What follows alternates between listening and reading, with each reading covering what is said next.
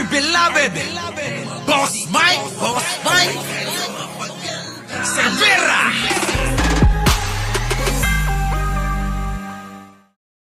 Tingnan nyo to. Pansinin ninyo ha. Paano boldyakin ng ng mga kongresista si Kalbo. Boss Mike, si Buloy. Si Buloy tuloy. Si Bato yun.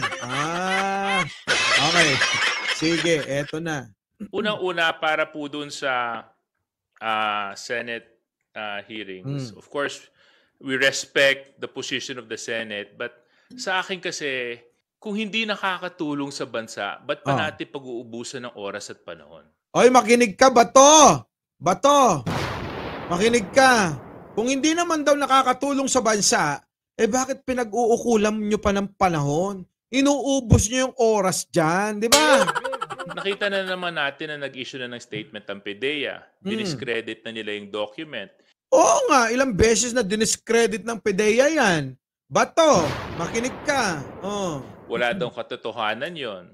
Tapos walang katotohanan daw yun.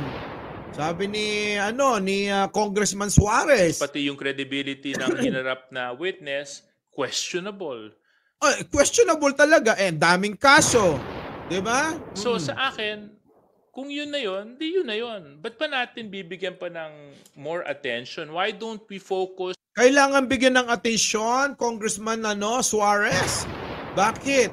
Kasi wala silang pantitira kay Pangulong Bongbong Marcos. Wala silang magiging dahilan para sila mag-rally-rally dyan. Di ba? Kita nyo, ano sabi ni Bongbong Marcos dyan, Boss Mike? Marcel Soriano sa Senate hearing. Parang binabanggit po nila na parang they're involved sa drug something. Kami ni... Bulong 2012 daw po, Mr. President. Nakita mo, pinagtatawanan lang ba to?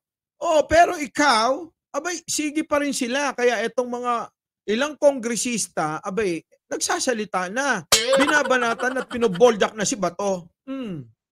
Our resources in more important matters such as the rice tariffication law. Ang daming dapat talakayin. Bato! Ano ba? Mas maraming mahalagang yung rice tariffication law, hindi nyo pala ipapasa. Diba? Pinagtatawanan lang ni Pangulong Bongbong Marcos yung mga ginagawa mo dyan. Tignan mo, nasisira ka ba to? Amending it. Why don't we focus our attention in going against those price manipulators, those hoarders, those scrupulous businessmen behind the increase in rising prices na nagpapahirap sa buhay? Nagpapahirap yung mga nag-hoarding ng mga pagkain. Oo. Diba? Ginagawa nila yan para sa pansariling interes lang din. Si Bato kasi. Na mas may kinalaman sa pag-angat ng antas ng buhay ng ating mga kababayan. Kaya nga, Bato. Si Bato kasi. Naloko na. Si Bato talaga Wala na ngang silbi ang mga pinaggagawa mo. Inabala mo pa si Marcel Soriano. Naloko na. Si Ochoa. Naloko na. Si Maharlika, pinatulan mo. Nagdrama pa kayong dalawa. Naloko na. So, sa akin, this is a mere political circus. I think... ayan political circus. Moro-moro lang. Baka sabihin ng mga basher natin, Baka sabihin ng mga basher natin, Boss Mike, kayo lang namang mga mga BBM vlogger. Hindi naman kami BBM vlogger lang. Kami ay pro-government vlogger. Magkaiba 'yon. Diba? Kami kapag may napuna kami na mali sa Administrasyong Marcos, tinutuligsa din namin. Diba? Para magising. Diba? Hindi yung ginagawa nila na pagtuligsa, alam nyo yun, sinisiraan nila ang Pangulo. Kami hindi. Patas. This is part of a bigger orchestrated destabilization movement. Ay nako, destabilisasyon talaga yan. Black propaganda yan, congressman. Naloko na. Doon lang tayo sa tama. against the Marcos administration. And Jack I do Aspardo. hope and I pray Learning Pan. to our colleagues in the Senate. Boss, learning pan, hindi nilangaw yun. Marami na yun. Hindi naman organisado yun. 'Di ba? Sila-sila lang, mga loyalista, nandoon, yung mga kapatid na loyalista. Naloko na. Magulat kayo pag inorganisa yan. Walang pondo yan. Kanya-kanyang gastos yan. Naloko Di na. ba? Kayo naman, imbis na matuwa kayo. Yan nyo, sa May 17. Sasama na ako para dumami. Pasok. Now let's focus on issues that have more national significance to the lives of the Philippines. Kita nyo, focus na lang tayo sa mga mapapakinabangan ng taong bayan. Hindi yung pakikinabangan nyo lang. Pasok. Patandaan natin. Yung aking crush. Attorney Claire Castro. Si Attorney Claire, hindi rin tinitigilan si Bato kasi nga, mahina ulo Example ko lang kasi para matandaan natin. Sabi niya, kung hindi ito totoo, bakit, sabi niya, binanggit ito ni Pangulong Duterte. So, ibig sabihin, pag binanggit ng Pangulong Duterte, totoo na. Nga. Pag binanggit ni Digong, totoo na. Bato, dahil binanggit na. Sabay, sinabi na natin to Porke ba binanggit ni Digong? Totoo na. Yun na yun. Ano bang kredibilidad ni Digong? Diba? Oo, Ming Medrano, opo, mare, mga pare, sa mga may mga gagawin pa. Abe, unahin niyo po yung trabaho, para sa ekonomiya. Opo, puros, ulo na nga si Bato, hindi pa nagana. Sige. Diba? Yan malaking question mark yan. Sige na, sabihin na natin. Sabi niya, ito, binanggit niya to. Na itong PDEA report na to, ibinigay sa kanya. Doon tayo sa word na binigay, buti na lang, nagtanong si Senator Bato. Binigay, sino nagbigay? Hala? Wala siyang masay. Ano sabi niya? Wala, attorney, wala. Bisaya po kasi, yung nagsasalita siya Sagot ba yun? Sagot ba yun sa tanong? Sagot ba yun sa tanong? Tama, attorney. Diba? Tama. Ang tanong, sino ang nagbigay? Bakit mo sasabing Bisaya?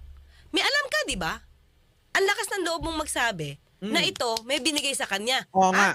Siya nagsabi, ibinigay ito kay Pangulong Duterte. O sino? Sino? So, saan ka nagre-rely ng kwento mo? Anong kwento yan? Bakit di nyo masagot? Halatang gawa-gawa. Hindi naman bias si Attorney Claire dito, At saka pansinin nyo, yung mga nagtatanggol o yung mga nakakapuna ng pagkakamali ni Bato sa Senado, sa kanyang committee, hearing, puro mga matatalino. Dapat may basihan at diba? Claire. Tapos bigla kang lalayo kasi Bisaya po ito Anong kinalaman? Wala! Walang kinalaman. Walang kinalaman. Pinaikot-ikot lang si Bato. Oo. Diba? Si Maring Sabi ko itong ano ko po yung dalawa ko ng na vlog, na video. Ito po talaga. Kaya lang habang nagsasalita ako, naaaral ko kasi lalo. Di ba? Pag inisip mo, pag kinross-examine mo to. Pag in-examine mo yan, bagsak.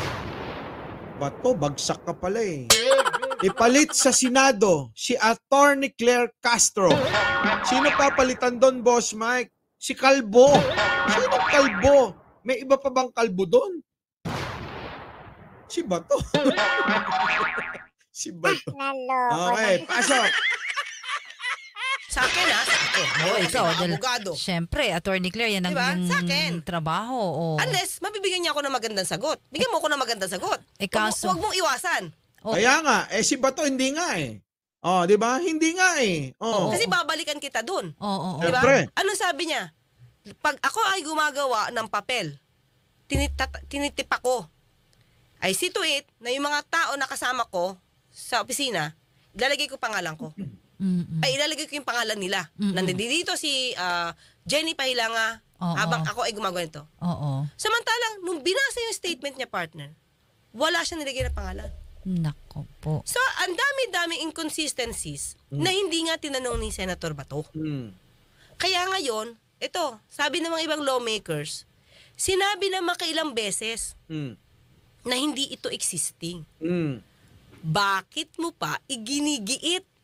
At sinabi pa niya, nag-iwan kasi siya sa tao. Ito si Senator Bato, nag-iwan ng... Ito si Senator Bato eh. Naloko na. Ito si Senator Bato eh. Naloko na. Na that document, na wala pang hawakan, di pa nakikita original Di pa nakikita original. At dahil lang may butas ng puncher, authentic na. Totoo na. Hala, sa akin lang, Senator Bato, kung ganyan, kababaw, yung pag-analyze mo ng case, di ko alam ba't ka naging PNP chief. Naloko na. Siyempre! Bata ni Digong eh. Attorney, bata ni Digong. Naloko na. Loyal kay Digong. Ganun yun. Diba? Oo, Kasi, oo. kung mag-rely ka, dahil binutasan ng puncher, yung papel na yan, dahil may marka daw ng puncher, actually wala siyang kopya, ha? Doon lang sa photocopy, may butas ng puncher, authentic na. Kaya nga, butas ng puncher eh. Authentic na. Legit na. Naloko na. Pwede ko naman gawin yan kung gusto ko mamigay, lalagyan ko lang ng butasan ko yan. Authentic na sa'yo? Oo nga. Ang babaw, di ba? Babaw. Diba? Ang dami mo pwede kang mag-rely, kumuha ka ng dokumento sa PIDEA, makipagtulungan ka sa NBI. Bago mo, hayaan ang taong ito na ilaglag ng ilaglag Oo nga. ang Pangulo. Pangulo. Imagine Kaya naman, nga. partner, ang topic lang dito, kung tutusin, kung totoo meron. At kung meron, bakit nag-leak? Bakit ngayon, ang nire-request ngayon, ng Jonathan, dapat dahil lumabas na daw yung issue, dapat imbestigahan na ng PIDEA. Yung mga taong involved, tanda natin, that's 2012. Tagal na, Attorney Claire. Kahit naman totoo nag-exist yan, bakit mo naman iimbestigahan yung 2012 pa nangyari? Kaya nga. Yung pa lang dapat inisip na ni Senator Bato eh. Walang That's isip. 2012. Ano yan, for life? May liability? Kaya nga. Kung totoo man yun. Naloko na. Ano gusto mo? Ipahiya? 2012 pa yan? Ang tanging intensyon nila Bato, ni Maharlika, ni Kalbo, ni K1, ni K2, ni sino pa? Digong, sino pa? Si Sara, sino pa? Si Roque, sino pa? Si Panelo, nag-aaway sila. Ay ipahiya. Ipahiya lang. Ang intensyon nila ay ipahiya ang Pangulo. Ganun lang yun. Pero napahiya ba nila ang Pangulo? Sa tingin nyo, napahiya ba ang Pangulo? Naloko na. Diba? Hindi naman nila naipahiya ang Pangulo. Pinagtatawanan lang sila. Tawa ka nga dyan, Mr. President. Parang binabanggit po nila na parang you're involved sa drug, something. Ganun. Kami ni... Opo, yung point of 12 daw po, Mr. President. Contrived yun, contrived. Nakita nyo? Pinagtatawanan lang ni Pangulo. Naloko na. Muli, opo, Mike Cervera po, laging nagpapasalamat at laging nagpapaalala. Mahalin natin ang ating kapwa, ipagdasal natin lagi ang ating bansa. Magandang umaga, magandang hapon at magandang gabi sa mandako ng mundo naroon kayo. Siyempre, magandang buhay na rin para sa ating lahat, sa mga magti-team replay. Huwag niyo pong kakalimutang mag-like, share, and subscribe. Maraming salamat po. Our beloved Boss Mike